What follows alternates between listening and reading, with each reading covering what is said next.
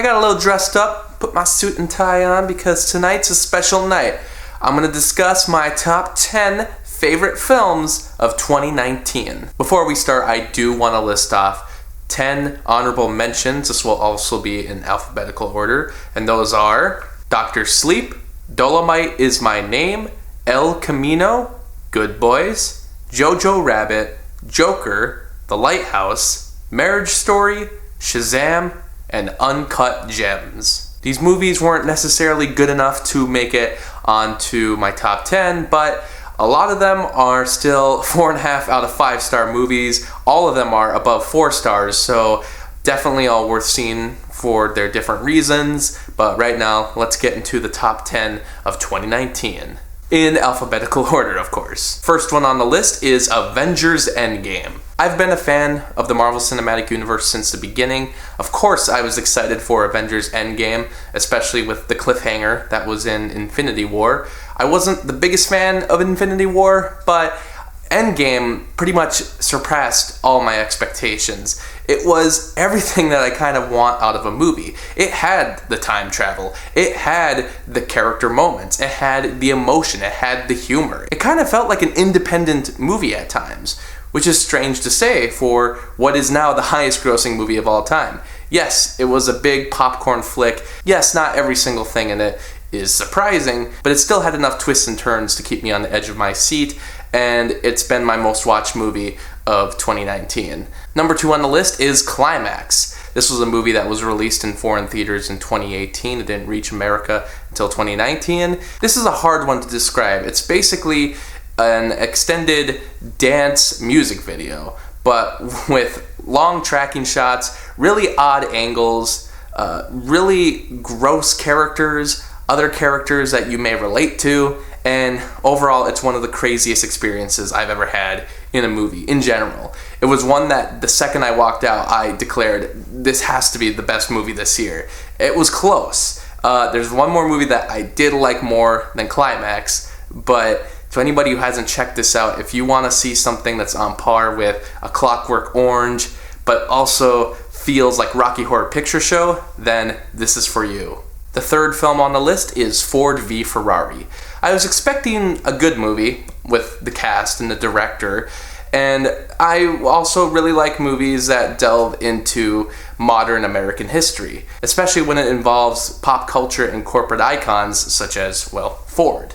But I was actually surprised by just how much I enjoyed this movie, given that, in the end, it is a race car movie. It's about a race. But there's so much more going on here. It has characters who do their jobs well, which I just really enjoy watching. It has one of the best performances ever by Christian Bale. It also has a lot of comments on corporate America, how they do tap into our history, how they want to make their own cultural moments. The bad aspects of the Ford company are shown here, but also we see very human sides to the characters, the CEO. And it's a movie that kind of brought my emotions all over the place. I haven't seen a movie in quite a while where right from the beginning it had me and it never let go.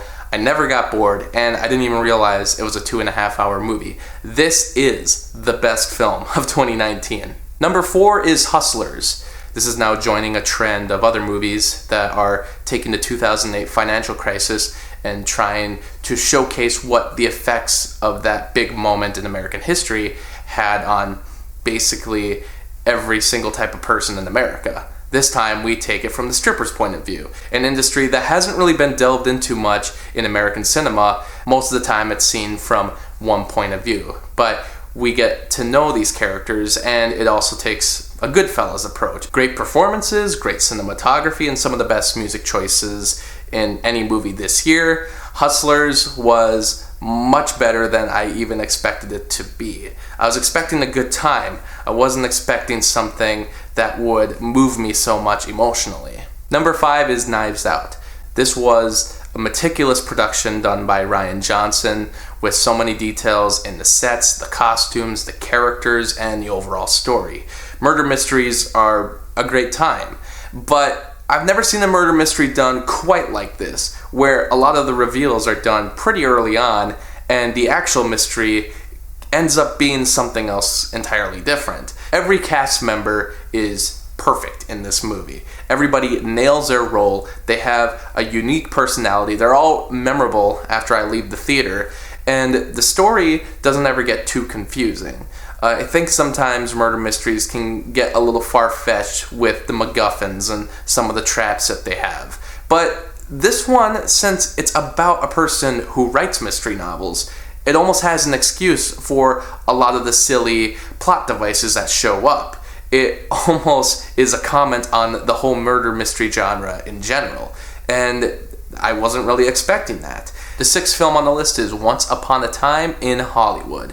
This is Quentin Tarantino's big tribute to the cinema of the 1960s. It's a tribute to Hollywood in general, and to movies, to the audiences that watch the movies. There's times in this movie where the characters are simply at home watching something on TV and narrating what's going on. It's about two friends and their relationship and the different conflicts that surround them. That's what I found the most interesting about the movie. It's not about a conflict between the two friends. Instead, it's about the different events that surround them. There's almost a trope for how often best friends fight in the film. It was great to see one where they were just solid throughout. Very detailed in its production design, in the different way things are shot and presented. This was completely different than what I was actually expecting. And yet it felt exactly like something Tarantino would make. Tarantino finally made a movie about Hollywood, and Hollywood loves to give Oscars to movies about Hollywood, so maybe this is the year he'll finally get that Best Picture win.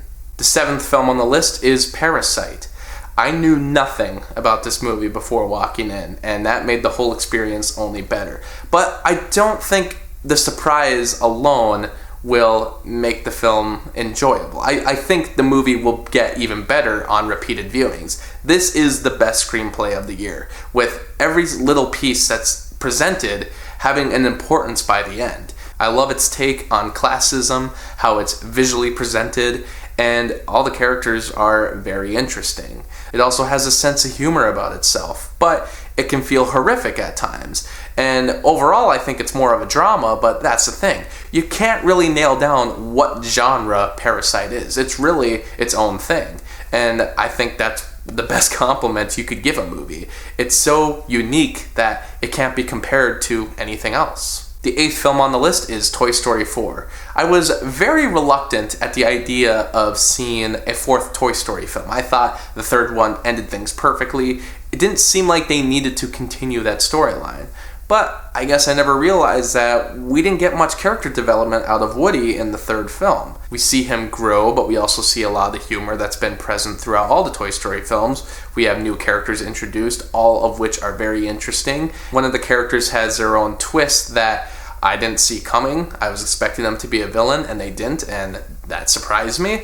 And the ending is even better than Toy Story 3. It almost felt like just the way the movie ended, that was why they wanted to make Toy Story 4. They wanted one of the characters to go off on a better route than where they ended up in the last film. The last film was about closure between the Toy Story characters and Andy. This movie is about closure within their own lives and finding their own purpose, which is an even deeper and philosophical idea. You gotta hand it to Toy Story, always throwing in complex themes into a children's film. Number 9 on the list is Us, another great horror film from Jordan Peele. He is now recognized as one of the best horror directors out there. Just like Get Out, though, it has a lot of the humor that you wouldn't really expect out of a horror feature like this. It has sci-fi elements, a very creative story, and some awesome performances from the entire cast. Lupita Nyong'o, which she has to do pretty much 2 performances in the movie, and she knocks both out of the park. It's a visually pleasing movie that messes with your instincts. I don't really want to say much more about it other than go see it. And number 10 on the list is Waves. This movie was challenging on a character level and also on a narrative level. It takes story risks. It doesn't do what you normally expect out of a plot like this. The characters go through emotional dilemmas at the same time the audience is conflicted with their own emotions about the characters. It feels real. It gives you a gut punch at times. And I didn't really expect it to go the way it did. It also has a very interesting design as far as the different aspect ratios, the filmmaking choices. It could feel artsy at times, but I never felt it went too far. Everything felt necessary. So that was my top 10 list. What were some of your favorite movies of 2019? Is there anything that you felt I missed? Or is there anything that you felt I gave way too much credit to? Leave a comment on the video. Thanks for watching, and I guess I'll see you in 2020.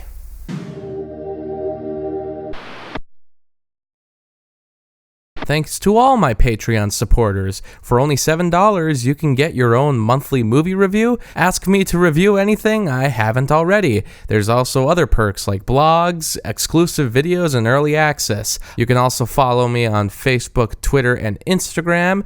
And thanks so much for watching this video.